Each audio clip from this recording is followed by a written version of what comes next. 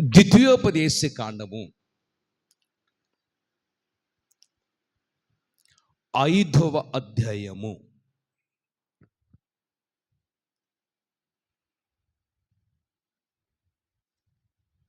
చిన్న మాట, పెద్ద మాట ఏమి కాదు.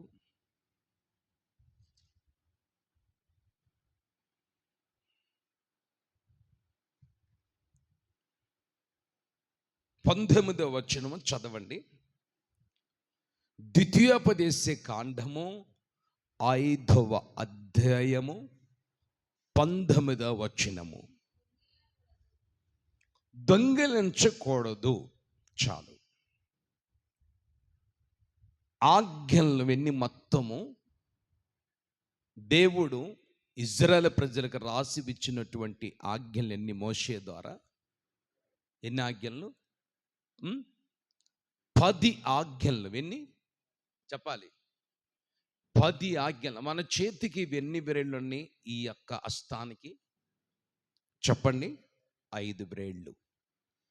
ఈ హస్తానికి 5 బ్రేళ్ళు.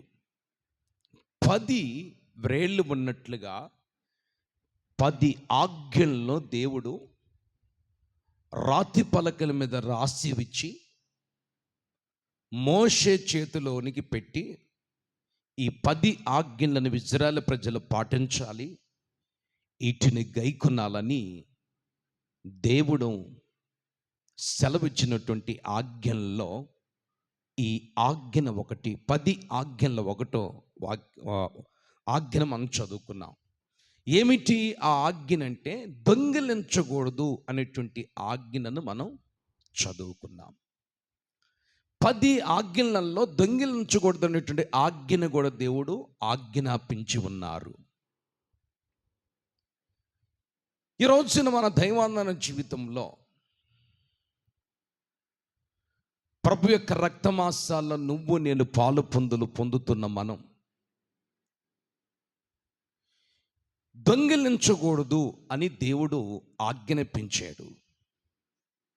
అయితే మనము ఈ ఆజ్ఞల్లో మరి దేవుడు చెప్పిన మాట ప్రకారం నడిపించబడుతున్నామా? ఈ ఆజ్ఞల్లో దొంగిలించే అనుభవం వల్ల ఉందా? అయితే యేసయ్య చెప్పాడు దొంగిలించకూడదని ప్రభువు చెప్పాడు. దేవుని సన్నిధిలో నడిపించబడుతున్నటువంటి కొంతమంది వ్యక్తులు ఆదికాండములో కావచ్చు, యెహోషువ గ్రంథములో కావచ్చు, యెహోషువ కాలములో కావచ్చు, అపోస్తుల కాలములో కావచ్చు, కొంతమంది దొంగిలించి వాళ్ళు మరణాన్ని కొని తెచ్చి పెట్టుకున్నారు. దొంగిలించుంటున్న వ్యక్తులకు దేవుడు మరణాన్ని సిద్ధపరిచి సాతానుకు అప్పగించాడు. యాకోబు యొక్క యాత్రలో నడిపించబడుతున్న తన భార్య అయినటువంటి రాహేలము గారు తండ్రి కుల దేవతను, తండ్రి సేవించేటువంటి గృహ దేవతను దొంగిలించి ఆమె తన డేరాలో దాచిపెట్టుకుంది. యాకోబు భార్య అయినటువంటి రాహేలము గారు తన తండ్రి అయినటువంటి లాబాను గృహదేవతను, కులదేవతను దొంగిలించి, విగ్రహమును దొంగిలించి ఆమె తన డేరాలో దాచిపెట్టుకున్నప్పుడు తన తండ్రి అయినటువంటి లాబాను వచ్చి అడుగుతున్నాడు. యాకోబును ముందు అడిగాడు, యాకోబు నువ్వు పారిపోతే పారిపోయి వెళ్ళవచ్చు, నువ్వు పారిపోయి వచ్చేవాడి నేనేం అభ్యంతరం పెట్టలేదు కదా, నా గృహదేవతను నువ్వు ఎందుకు దొంగిలించావు, నా కులదేవతను నువ్వు ఎందుకు దొంగిలించావు అని లాబాను యాకోబుని ప్రశ్నించి అడిగినప్పుడు, నాకు తెలియదు, నీ గృహదేవతను నేను దొంగిలించలేదు బాబో, నా భార్యను నా పిల్లలను నేను ఎంట పెట్టుకొని యొక్క యాత్రలో నేను ముందుకు సాగుతూ వచ్చాను, ప్రయాణం చేసుకుంటూ వచ్చానని యాకోబు చెప్పాడు. యాకోబు చెప్పినప్పుడు లాబాను అయినటువంటి తన కూతురు అయినటువంటి రాహేల్ను కూడా లాబాను అడుగుతాడు, అమ్మా నువ్వు విగ్రహం దొంగిలించావా? తన సామాగ్రిలు దాచిపెట్టుకొని నేను దొంగిలించలేదు, నేను లేవలేనని చెప్పిందండి. దొంగిలించే అనుభవం రాహేలులో ఉంది కాబట్టి ఆమె ఏమైపోయిందండి చెప్పండి? తన ప్రాణాన్ని పోగొట్టుకుంది. మరణానికి తన జీవితాన్ని అంకితం చేసుకుంది. ఈ రోజున మన దైవాంధన జీవితంలో కూడా కొంతమంది ప్రార్థన, భక్తి, నీతి, యథార్థం చెప్పుకుంటూ వాళ్ళ ఆత్మీయ జీవితంలో కూడా దొంగిలించే అనుభవాలు మనం కళ్ళతో చూస్తూ ఉంటామండి. దేవుడు నీకు సమయం ఇచ్చాడు, ఆ సమయాన్ని నువ్వు దొంగిలించుకుంటున్నావా? ఆలోచించు. దొంగిలించే స్వభావం మనలో ఉందా? ఆలోచించు. చూడండి, మన జీవితంలో కొన్నిసార్లు కొన్ని విలువైన వస్తువులు మనకు కనిపిస్తాయి. ఆమేన్. చేతులు చాపు గట్టిగా చెప్దాం హల్లెలూయా. విలువైన వస్తువులు మనకు కనిపించినప్పుడు, వినండి, విలువైన వస్తువులు మనకు కనిపించినప్పుడు ఆశలు పుడతాయి మనకి. ఏంటి విలువైన వస్తువులు? ₹1,00,00,000 డబ్బులు. నేను ఉదాహరణ చెప్తున్నాను. ఆ ₹1,00,00,000 డబ్బులు మన చేతిలోకి ఎప్పుడైతే వస్తాయో, లేదా ₹1,00,00,000 డబ్బులు ఎప్పుడైతే మన కళ్ళకు కనిపిస్తాయో, వెంటనే మన మనస్సు సాతాను త్రిప్పివేస్తాడు. అబ్బా, ఈ ₹1,00,00,000 డబ్బులు దొంగిలిస్తే, వినాలి, దొంగిలిస్తే నా స్థితి మార్చబడిద్ది, నాకున్న సమస్యలు పోతాయి, నా పరిస్థితులు మార్చబడతాయి అని ఆ మనస్సు సాతాను మనలోనికి కలుగు చేసినప్పుడు, ఆమేన్, అయితే నా దేవుడు చెప్పిన మాట ఏంటి? దొంగిలించకూడదు. ఆమేన్. యాకోబు భార్య అయినటువంటి రాహేలము దొంగిలించి మరణాన్ని కొని తెచ్చిపెట్టుకుంది. దేవుని సన్నిధిలో నడిపించబడుతున్న మన దైవాంధన జీవితంలో దేవుని యొక్క సన్నిధిలో మనం ఏమేమి దొంగిలిస్తున్నాం? దేవుని సన్నిధిలో నడిపించబడుతున్న మనం ఏమేమి దొంగిలిస్తున్నామంటే, ఇక్కడ ఇంకొక వ్యక్తిని కూడా మనం చూస్తామండి. ఆకాను అనేటువంటి వ్యక్తి ఉంటాడు. యెహోషువ గ్రంథం చూద్దాం. అతడు ఏమి దొంగిలించాడో చదువుదాం. యెహోషువ గ్రంథం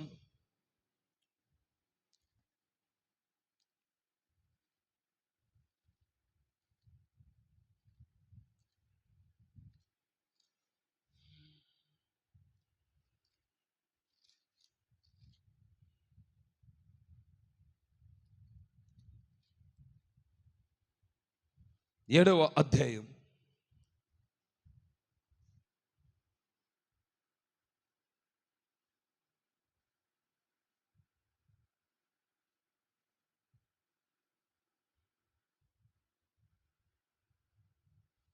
వచనం.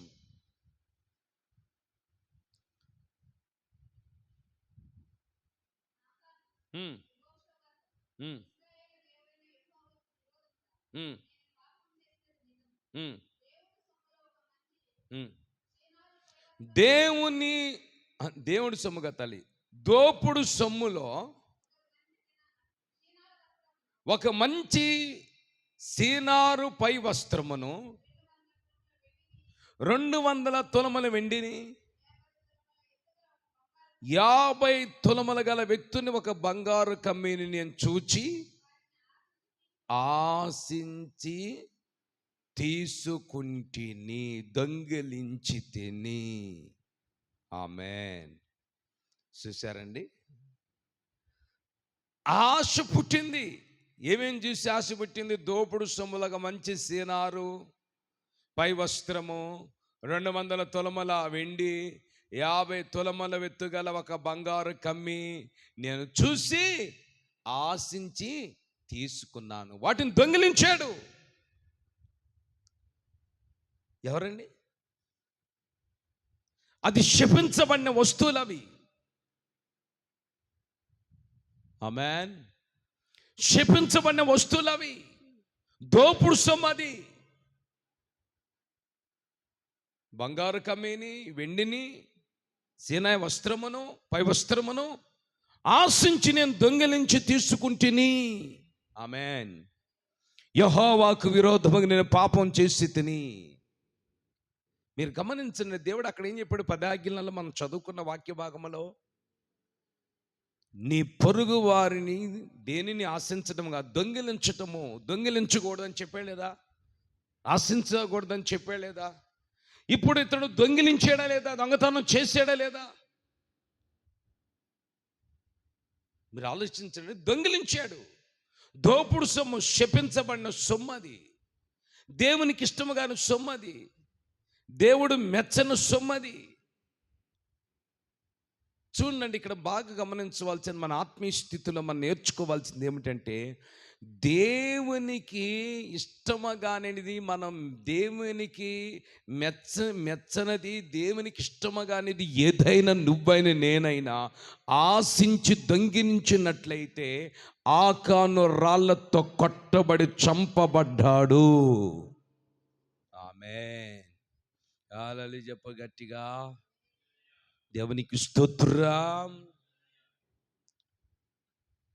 దొంగతనం చేశాడు. మరి ఈ రోజున మన దైవాన్ని జీవితంలో దేవుని సన్నిధిలో నడిపించబడుతున్న మన దేవుని సొమ్ము దొంగిలించడం లేదంటారా? ఆలోచించండి. దేవుడు మనకిచ్చిన సమయం దొంగిలించడం లేదా? అందుకనే ఆ భక్తుడు ఏమంటాడండి, సొలొమోను మహారాజు దేవుని దగ్గర 2 ప్రార్థన చేసుకున్నాడు. ఏమని ప్రార్థన చేసుకున్న? 2 ప్రార్థనలు చదవండి. సొలొమోను మహారాజు 2 ప్రార్థన చేసుకున్నాడు. ఏమని ప్రార్థన చేసుకున్నాడు? సామెతల గ్రంథం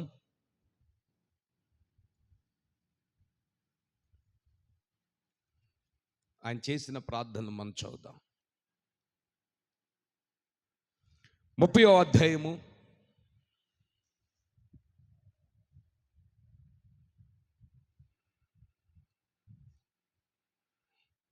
8-9 వచనాలు.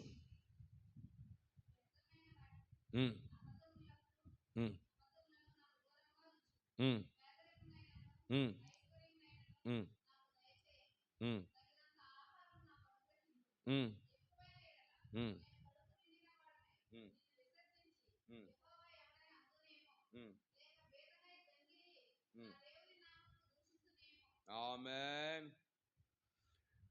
ఎక్కువైనట్లయితే నేను ఏం చేస్తాను?